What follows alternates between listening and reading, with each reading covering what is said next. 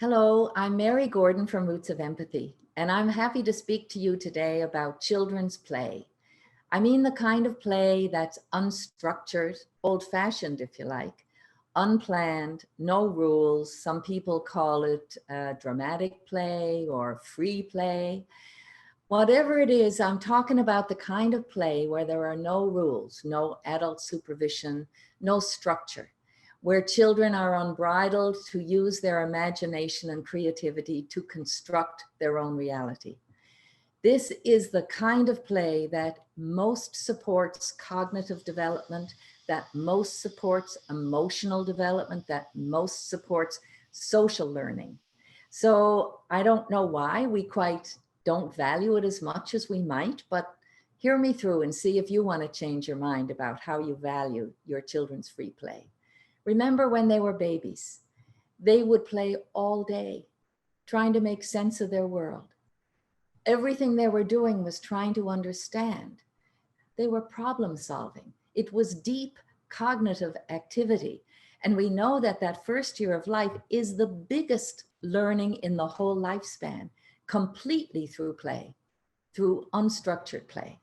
So if we think about the benefits of play, children are learning with unstructured play how to collaborate. They're also manifesting themselves through free play. The idea that they can use their own imagination to become whoever they want to be, to construct what is not in the world at the moment, to be completely creative. And I guess the whole idea of risk-taking, when you have free play, children have permission to take risks, not dangerous things, but to do things that we wouldn't have instructed them to do. So the idea of instruction is antithetical to free play. The idea is that the child is the protagonist. The child is in charge.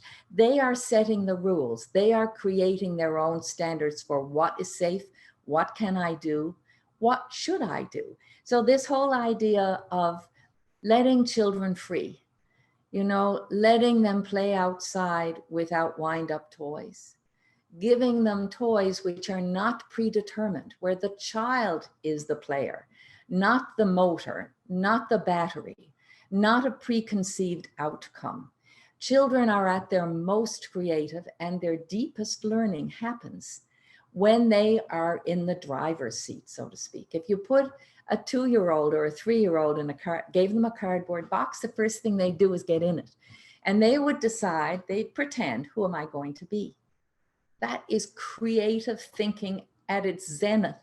If you gave the same box to children in a kindergarten, 5- and 6-year-olds, they'd probably prefer that to some structured play because they would create their own play. They would assign roles. They'd be at a different stage of play from the 2-3-year-old in the cardboard box.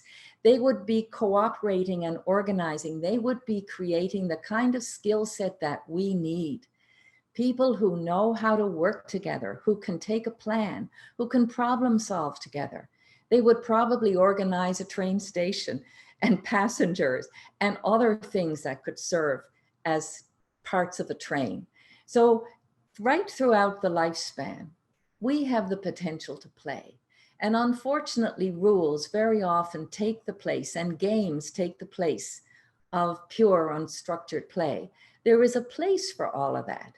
But if we forget the brilliance and the creativity of free play, we might find ourselves in adulthood without the ability to find ourselves like we used to remember ourselves.